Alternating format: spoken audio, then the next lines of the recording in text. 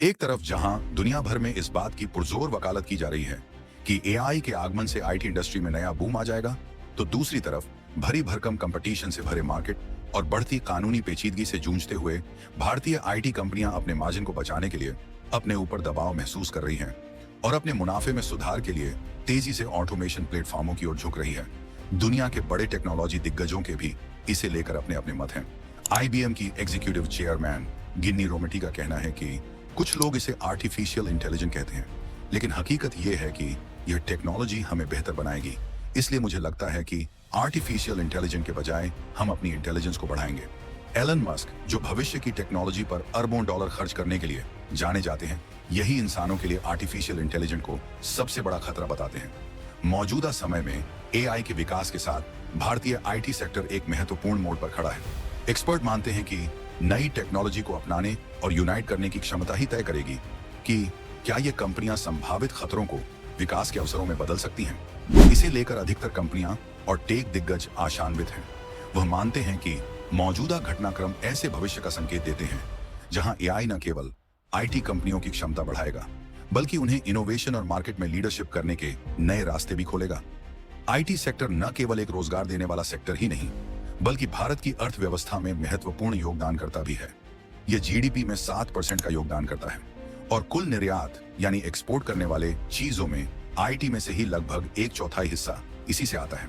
हालांकि एआई के ऑटोमेशन की कैपेसिटी, एफिशिएंसी आने वाले समय में और बढ़ेगी, लेकिन इससे आर्थिक संरचना में महत्वपूर्ण बदलाव भी हो सकते हैं।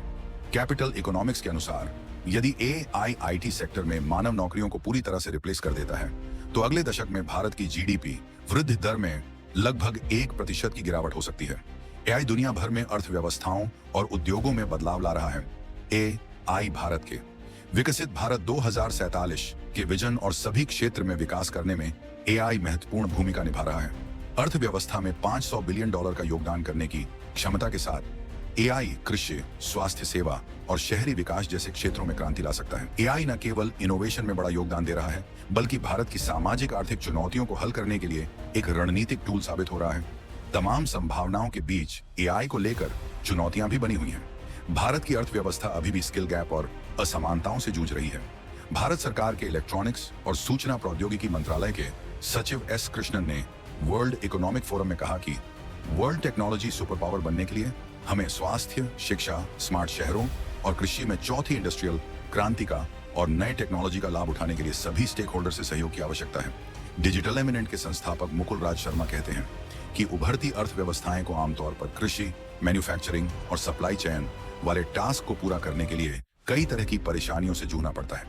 इन्हीं सबको देखते हुए भारतीय आईटी कंपनियां एआई आधारित समाधान विकसित करके इन क्षेत्रों में क्रांति ला सकती हैं। भारत डिजिटल पेमेंट और बैंकिंग लेन देन में दुनिया में सबसे आगे है, लेकिन देश की बड़ी आबादी अभी भी बैंकिंग सेवाओं से वंचित है या उन्हें सीमित पहुंच प्राप्त है।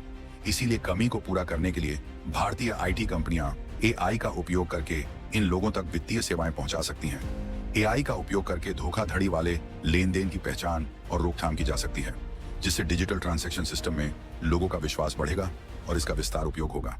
और डिजिटल ट्रांजैक्शन में भारत से दुनिया में कोई भी देश आगे नहीं हो पाएगा। इस पर आपकी क्या राय है? कमेंट में हमें जरूर बताएं। धन्यवाद।